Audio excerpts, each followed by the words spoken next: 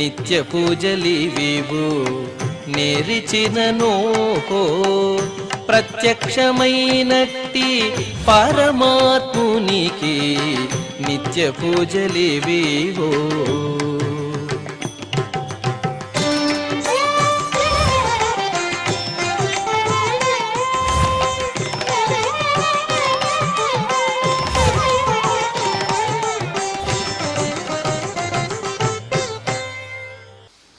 ఓం నమో వెంకటేశాయ.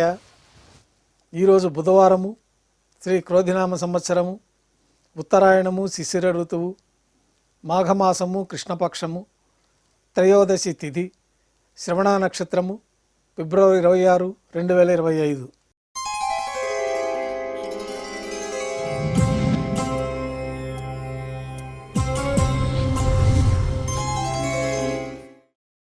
మాధ్యాహ్నిక ఆరాధనలో భాగంగా బంగారు పంచపాత్రలో శుద్ధ జలాన్ని నింపుకొని స్వామివారికి ఉపచారాలు సమర్పించి తులసి దళములతో అష్టోత్తర శతనామార్చన నిర్వహించిన తర్వాత మాధ్యాహ్నిక నైవేద్యంలో భాగంగా అన్నప్రసాదాలు స్వామివారికి నైవేద్యంగా సమర్పించి నైవేద్యం అనంతరం భక్తుల్ని సర్వదర్శనానికి అనుమతిస్తారు.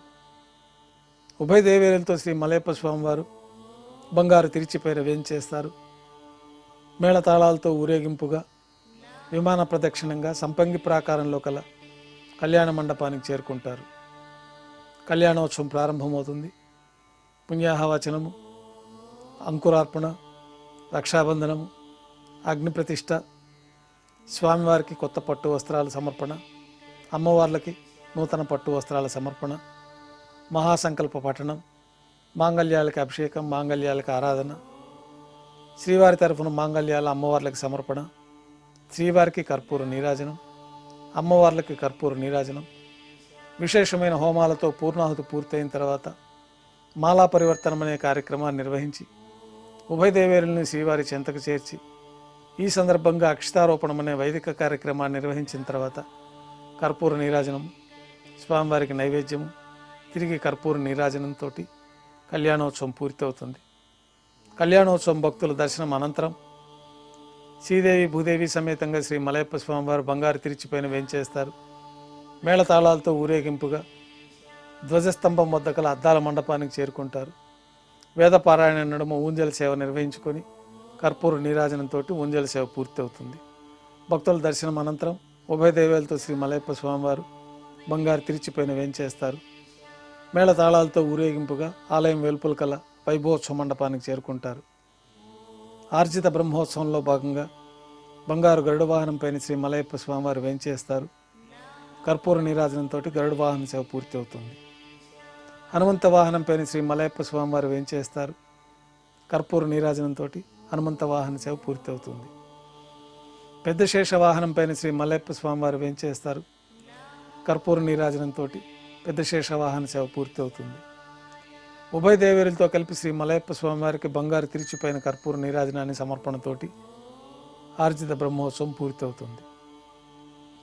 సాయం సంధ్య వేళలో 1000 దీపాలతో అలంకరించబడి ఉన్న సహస్ర దీపాలంకరణ సేవ మండపానికి శ్రీదేవి భూదేవి సమేతంగా శ్రీ మలయప్ప స్వామివారు చేరుకుంటారు. వేదం గానం నాదం నడుమ సహస్ర దీపాలంకరణ సేవ జరిపి నక్షత్ర నీరాజనము కర్పూర నీరాజనంతో సహస్ర దీపాలంకరణ సేవ పూర్తి అవుతుంది.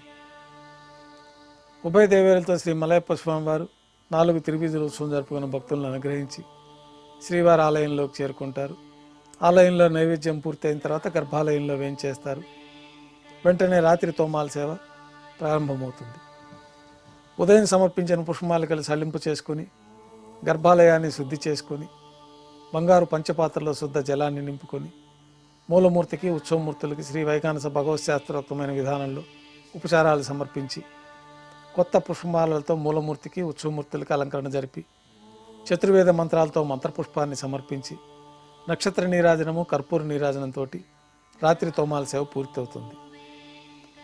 తులసి దళములతో అష్టోత్తర శతనామార్చన నిర్వహించిన తర్వాత రాత్రి నైవేద్యంలో భాగంగా అన్నప్రసాదాలు, పన్యారాలు, దోశ, ఘంటానాదం మధ్య నైవేద్యంగా సమర్పిస్తారు.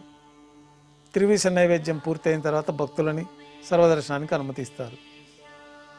కొద్ది విరామం తర్వాత ఏకాంత సేవలో భాగంగా రాత్రి సమర్పించిన పుష్పమాలికలు సల్లింపు చేసుకుంటారు. గర్భాలయాన్ని శుద్ధి చేస్తారు.